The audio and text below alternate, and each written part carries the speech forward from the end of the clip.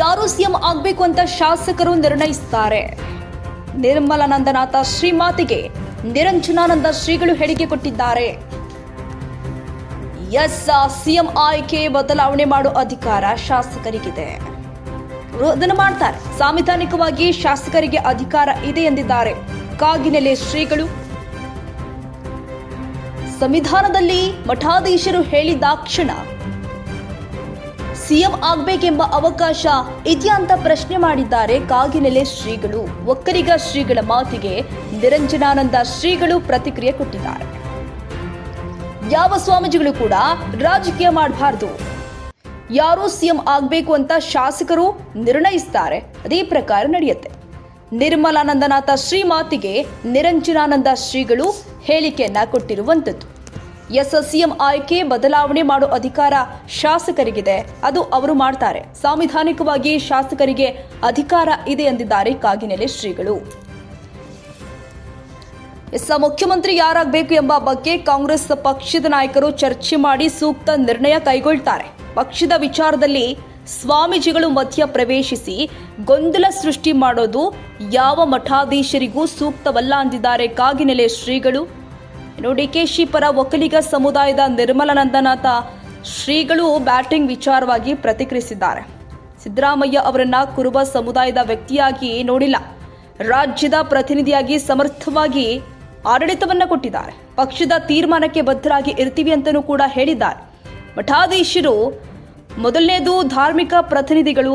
ಸಾಮಾಜಿಕ ಶೈಕ್ಷಣಿಕ ವಿಚಾರದಲ್ಲಿ ಸ್ವಾರ್ಥ ಭಾವನೆ ಹೊಂದಿದ್ದ ಮಠಾಧೀಶರನ್ನು ಕೂಡ ನೋಡಿದ್ದೀವಿ. ಈ ರಾಜ್ಯದಲ್ಲಿ ಹಲವಾರು ಸಮುದಾಯಗಳಿಗೆ ಇನ್ನೂ ನ್ಯಾಯ ಸಿಕ್ಕಿಲ್ಲ. ಹಲವಾರು ಸಮುದಾಯಗಳಿಗೂ ಉನ್ನತ ಹುದ್ದೆಯ ಹಪಾಹಪಿಯಲ್ಲಿ ಇದ್ದಾರೆ. ಪಕ್ಷದವರು ಸೂಕ್ತವಾದ ತೀರ್ಮಾನ ಮಾಡಲು ನಾವು ಕೂಡ ಅವಕಾಶ ಕೊಡಬೇಕು ಎಂದಿದ್ದಾರೆ. ನಾವು ಸಿದ್ದರಾಮಯ್ಯ ಪರ ಸಾಮಾಜಿಕ ನ್ಯಾಯದ ಹಿನ್ನೆಲೆ ಅವರ ಪರವಾಗಿ ಸದಾ ಇರ್ತೀವಿ. ಸಾಮಾಜಿಕ ನ್ಯಾಯ ಕಾಪಾಡುವ ರಾಜಕಾರಣಿ ಬಂದ್ರೆ ಅವರ ಜೊತೆಗೂ ಕೂಡ ನಮ್ಮವರು ಇರ್ತಾರೆ. ರಾಜ್ಯದ ಜನತೆ ಹೀಗಾಗಲೇ ನೋಡ್ತಾ ಇದ್ದಾರೆ. ಸ್ವಾಮೀಜಿ ಜಾತಿ ಹಿನ್ನೆಲೆಯಲ್ಲಿ ಮಾತನಾಡಬಾರ್ದಿತ್ತು, ಅದು ಅವರ ಸ್ಥಾನಕ್ಕೆ ಒಳ್ಳೆಯದಲ್ಲ. ಇತರೆ ಸಮುದಾಯಗಳನ್ನ ಅವಮಾನಿಸಿದಂತೆ ಅನಿಸ್ತಾ ಇದೆ ಎಂದು ಕುಟುಕಿದ್ದಾರೆ ಕಾಗಿನೆಲೆ ಶ್ರೀಗಳು. ಎಲ್ಲರ ಒಂದು ಒಕ್ಕರಿನ ಕೂಗು ಮತ್ತು ಎಲ್ಲ ನಾಯಕರುಗಳು ಕೂಡ ಆ ಭಾವನೆಯನ್ನು ವ್ಯಕ್ತ ಮಾಡ್ತಾ ಇದ್ದಾರೆ. ಈಗ ಉಳಿದಿರ್ತಕ್ಕಂಥ ಇನ್ನು 2.5 ವರ್ಷಗಳ ಅಧಿಕಾರವನ್ನು ಡಿ.ಕೆ. ಶಿವಕುಮಾರ್ ಅವರಿಗೆ ಮುಖ್ಯಮಂತ್ರಿಯಾಗಿ ಕೊಟ್ಟು ಅವರ ವಿಷನ್ನಿಗೆ ಪೂರಕವಾಗಿರ್ತಕ್ಕಂಥ ರಾಜ್ಯವನ್ನು ಕಟ್ಟುವ ಕಾಯಕವನ್ನು ಮಾಡಲಿಕ್ಕೆ ಅವಕಾಶವನ್ನು ಕಾಂಗ್ರೆಸ್ ಪಕ್ಷದ ಮುಖಂಡರು ಮಾಡಿಕೊಡ್ಬೇಕು ಅಂತಕ್ಕಂಥದ್ದು ಸರ್ವ ಭಕ್ತರ ಒಂದು ಅಭಿಪ್ಸೆಯೂ ಕೂಡ ಇದೆ. ಅಫ್ಕೋರ್ಸ್ ನಮಗೂ ಕೂಡ ಆಸೆ ಸಹಜವಾಗಿ ಇರತಕ್ಕಂಥದ್ದು. ನಮ್ಮ ಸಮುದಾಯದಿಂದ ರಾಜ್ಯವನ್ನು ಕಟ್ಟಿ ಬೆಳೆಸಲಿಕ್ಕೆ ಹಲವಾರು ನಾಯಕರುಗಳು ಹೋಗಿರೋ ಹಾಗೆ ಇವರು ಕೂಡ ಒಬ್ಬ ಅಪ್ರತಿಮ ನಾಯಕರಿದ್ದಾರೆ. ಜೊತೆಗೆ ಆ ಕಾಂಗ್ರೆಸ್ ಪಕ್ಷದ ಶಿಸ್ತಿನ ಸಿಪಾಯಿ ಎಂದ್ರೂ ಕೂಡ ತಪ್ಪಾಗಲಾರದು. ಯಾವುದೇ ಸಂದರ್ಭದಲ್ಲಿ ಕೂಡ ಪಕ್ಷ ನಿಷ್ಠೆಯನ್ನು ಬಿಟ್ಟುಕೊಟ್ಟವರೆಲ್ಲ ಡಿ.ಕೆ. ಶಿವಕುಮಾರ್ ಅವರು ಎಲ್ಲರೂ ಕೂಡ ಗೊತ್ತು. ಪಕ್ಷದ ಉಳಿವಿಗಾಗಿ, ಪಕ್ಷದ ಏಳಿಗೆಗಾಗಿ ಎಷ್ಟೋ ನೋವುಗಳನ್ನು ಏಕಾಂಗಿಯಾಗಿ ನಿಂತು ಅದನ್ನು ಸ್ವೀಕರಿಸಿ ಹೋರಾಡಿದಂಥವರು. ಅಂತೆಲ್ಲ ಸೇವೆಯನ್ನು ಮಾಡಿರ್ತಕ್ಕಂಥ ಡಿ.ಕೆ. ಶಿವಕುಮಾರ್ ಅವರು ಈ ಸಂದರ್ಭದಲ್ಲಿ ಮುಖ್ಯಮಂತ್ರಿಗಳಾಗ್ತಾರೆ ಅಂತಕ್ಕಂಥ ಭಾವನೆ ಎಲ್ರಿಗೂ ಕೂಡ ಇದೆ. ಅದೇ ಭಾವನೆ ನಮಗೂ ಕೂಡ ಇದೆ. ಆ ಒಂದು ಭಾವನೆಗೆ ಪೂರಕವಾಗಿ ಅವರ ಹೈಕಮಾಂಡ್ ಕೆಲಸ ಮಾಡುತ್ತೆ ಅಂತ ಒಂದು ಭರವಸೆ ಇದೆ. ಆದಷ್ಟು ಬೇಗ ಅವರು ಸಿಎಂ ಆಗಬೇಕು ಅಂತಕ್ಕಂಥದ್ದು ಎಲ್ಲರ ಒಂದು ಭಾವನೆ. ಆ ಭಾವನೆಗೆ ಪೂರಕವಾಗಿ ದೈವದ ಅನುಗ್ರಹ ಅವರಿಗಿರಲಿ ಅಂತ ನಾವು ಹಾರೈಸ್ತೇವೆ. ಸಂವಿಧಾನದಲ್ಲಿ ಮಠಾಧೀಶರು ಹೇಳಿದ ತಕ್ಷಣ ಮುಖ್ಯಮಂತ್ರಿ ಆಗೋ ಅವಕಾಶ ಇದ್ದರೆ ಇದೆಯಾ? ಮುಖ್ಯಮಂತ್ರಿಗಳನ್ನು ಬದಲಾವಣೆ ಮಾಡುವಂಥದ್ದು, ಮುಖ್ಯಮಂತ್ರಿಗಳನ್ನು ಆಯ್ಕೆ ಮಾಡುವಂಥದ್ದು ಸಂವಿಧಾನಿಕವಾಗಿರ್ತಕ್ಕಂಥದ್ದು ಶಾಸಕರಿಗೆ ಅಧಿಕಾರ. ಹಾಗಾಗಿ ಶಾಸಕರು ಯಾರು ಮುಖ್ಯಮಂತ್ರಿ ಆಗಬೇಕು ಅನ್ನುವಂಥದ್ದು ನಿರ್ಣಯನ ಶಾಸಕರು ತಗೊಳ್ತಾರೆ ಹೊರತು ಯಾವುದೋ ಸ್ವಾಮಿಗಳು ಮಾಡ್ತಾರೆ. ಸಂವಿಧಾನದಲ್ಲಿ ಮಠಾಧೀಶರು ಹೇಳಿದ ತಕ್ಷಣ ಮುಖ್ಯಮಂತ್ರಿ ಆಗೋ ಅವಕಾಶ ಇದ್ದರೆ ಇದೆಯಾ? ಮುಖ್ಯಮಂತ್ರಿಗಳನ್ನು ಬದಲಾವಣೆ ಮಾಡುವಂಥದ್ದು, ಮುಖ್ಯಮಂತ್ರಿಗಳನ್ನು ಆಯ್ಕೆ ಮಾಡುವಂಥದ್ದು ಸಂವಿಧಾನಿಕವಾಗಿರ್ತಕ್ಕಂಥದ್ದು ಶಾಸಕರಿಗೆ ಅಧಿಕಾರ. ಹಾಗಾಗಿ ಶಾಸಕರು ಯಾರು ಮುಖ್ಯಮಂತ್ರಿ ಆಗಬೇಕು ಅನ್ನುವಂಥದ್ದು ನಿರ್ಣಯನ ಶಾಸಕರು ತಗೊಳ್ತಾರೆ ಹೊರತು ಯಾವುದೋ ಸ್ವಾಮಿಗಳು ಮಾಡ್ತಾರೆ. ಸಂವಿಧಾನದಲ್ಲಿ ಮಠಾಧೀಶರು ಹೇಳಿದ ತಕ್ಷಣ ಮುಖ್ಯಮಂತ್ರಿ ಆಗೋ ಅವಕಾಶ ಇದ್ದರೆ ಇದೆಯಾ? ಮುಖ್ಯಮಂತ್ರಿಗಳನ್ನು ಬದಲಾವಣೆ ಮಾಡುವಂಥದ್ದು, ಮುಖ್ಯಮಂತ್ರಿಗಳನ್ನು ಆಯ್ಕೆ ಮಾಡುವಂಥದ್ದು ಸಂವಿಧಾನಿಕವಾಗಿರ್ತಕ್ಕಂಥದ್ದು ಶಾಸಕರಿಗೆ ಅಧಿಕಾರ. ಹಾಗಾಗಿ ಶಾಸಕರು ಯಾರು ಮುಖ್ಯಮಂತ್ರಿ ಆಗಬೇಕು ಅನ್ನುವಂಥದ್ದು ನಿರ್ಣಯನ ಶಾಸಕರು ತಗೊಳ್ತಾರೆ ಹೊರತು ಯಾವುದೇ ಸ್ವಾಮಿಗಳು ಮಾಡಲ್ಲ. ಸಂವಿಧಾನದಲ್ಲಿ ಮಠಾಧೀಶರು ಹೇಳಿದ ತಕ್ಷಣ ಮುಖ್ಯಮಂತ್ರಿ ಆಗೋ ಅವಕಾಶ ಇದ್ದರೆ ಇದೆಯಾ?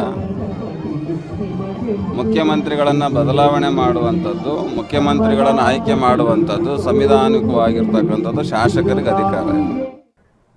ಈ ವಿಷಯದಾಗೆ ಮಠಾಧೀಶರು ಮಧ್ಯಪ್ರವೇಶ ಮಾಡೋದು ಸೂಕ್ತ ಅಲ್ಲ. ಈಗಾಗಲೇ ಅವರು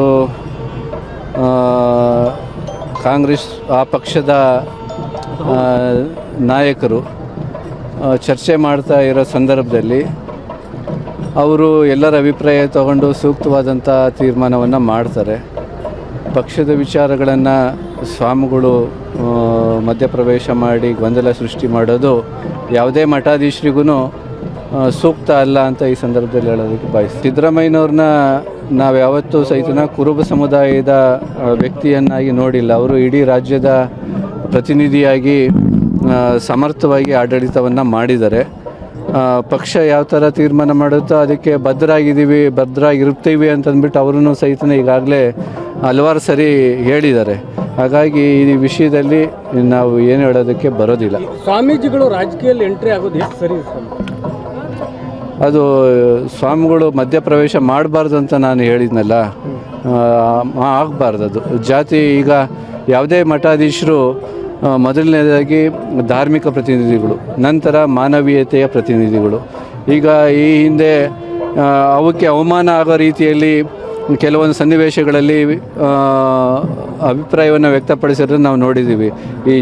ಈ ಸಾಮಾಜಿಕ ಶೈಕ್ಷಣಿಕ ಸಮೀಕ್ಷೆಯ ಸಂದರ್ಭದಲ್ಲೂ ಸಹಿತ ಅವರು ಮಾನವೀಯತೆಯನ್ನು, ಸಮಾನತೆಯನ್ನು ನೋಡಲಾರ್ದೇ ಕೇವಲ ಸ್ವಾರ್ಥವನ್ನು ನೋಡಿರುವಂಥ ಮಠಾಧೀಶರನ್ನು ನಾವು ರಾಜ್ಯದಲ್ಲಿ ಗಮನಿಸ್ತಾ ಇದ್ದೀವಿ. ಈ ಹಿನ್ನೆಲೆಯಲ್ಲಿ ನನ್ನ ವೈಯಕ್ತಿಕ ಅಭಿಪ್ರಾಯ, ಈ ರಾಜಕೀಯ ಬೆಳವಣಿಗೆಯಲ್ಲಿ ಯಾವುದೇ ಮಠಾಧೀಶರು ಮಧ್ಯಪ್ರವೇಶ ಮಾಡೋದು ಸೂಕ್ತ ಅಲ್ಲ. ಯಾಕೆ ಅಂತಂದರೆ ಈಗ ಈ ರಾಜ್ಯದಲ್ಲಿ ಹಲವಾರು ಸಮುದಾಯಗಳಿಗೆ ಇನ್ನೂ ನ್ಯಾಯ ಸಿಕ್ಕಿಲ್ಲ. ಹಲವಾರು ಸಮುದಾಯಗಳು ರಾಜ್ಯದ ಉನ್ನತ ಹುದ್ದೆಯನ್ನು ಅನುಭವಿಸೋದಕ್ಕೆ ಹಪಾಹಪಿಯಲ್ಲಿದ್ದಾರೆ. ಈ ಹಿನ್ನೆಲೆಯಲ್ಲಿ ಎಲ್ಲರನ್ನ ಗಮನದಲ್ಲಿ ತಗೊಂಡು ಯಾರು ಸೂಕ್ತನೋ ಆ ಪಕ್ಷದ ಹಿನ್ನೆಲೆಯಲ್ಲಿ ಅವ್ರು ತೀರ್ಮಾನ ಮಾಡೋದಕ್ಕೆ ನಾವು ಅವಕಾಶವನ್ನು ಕೊಡಬೇಕು ಅಂತಂದ್ಬಿಟ್ಟು ನಾನು ಹೇಳೋದಕ್ಕೆ ಬಯಸ್ತೀನಿ. ಸಿದ್ದರಾಮಯ್ಯನವರ ಸಾಮಾಜಿಕ ನ್ಯಾಯದ ಹಿನ್ನೆಲೆಯಲ್ಲಿ ಅವ್ರ ಪರವಾಗಿ ಸದಾ ಇರ್ತೀವಿ. ಸಾಮಾಜಿಕ ನ್ಯಾಯವನ್ನು ಕಾಪಾಡುವಂತಹ ಯಾವುದೇ ರಾಜಕಾರಣಿ ಮುಂದೆ ಬಂದ್ರೂ ಅವ್ರ ಪರವಾಗಿ ನಮ್ಮ ಮಠ ಇರುತ್ತೆ. ಅದು ರಾಜ್ಯದ ಜನತೆ ಅದನ್ನು ನೋಡ್ತಾ ಇದ್ದಾರಲ್ಲ, ಗಮನಿಸ್ತಾ ಇದ್ದಾರಾ. ನಾವು ಅದನ್ನು ಸ್ವಾಮೀಜಿಯವರು ಈ ಜಾತಿ ಹಿನ್ನೆಲೆಯಲ್ಲಿ ಮಾತಾಡಬಾರ್ದಾಗಿತ್ತು. ಅದು ಅವರ ಸ್ಥಾನಕ್ಕೆ ಒಳ್ಳೆಯದಲ್ಲ. ಮತ್ತು ಇತರೆ ಸಮುದಾಯಗಳನ್ನು ಅವರು ಅವಮಾನಿಸ್ದಂಗೆ ಅಂತ ನಾನು ಈ ಸಂದರ್ಭದಲ್ಲಿ ಹೇಳೋದಕ್ಕೆ ಬಯಸ್ತೀನಿ.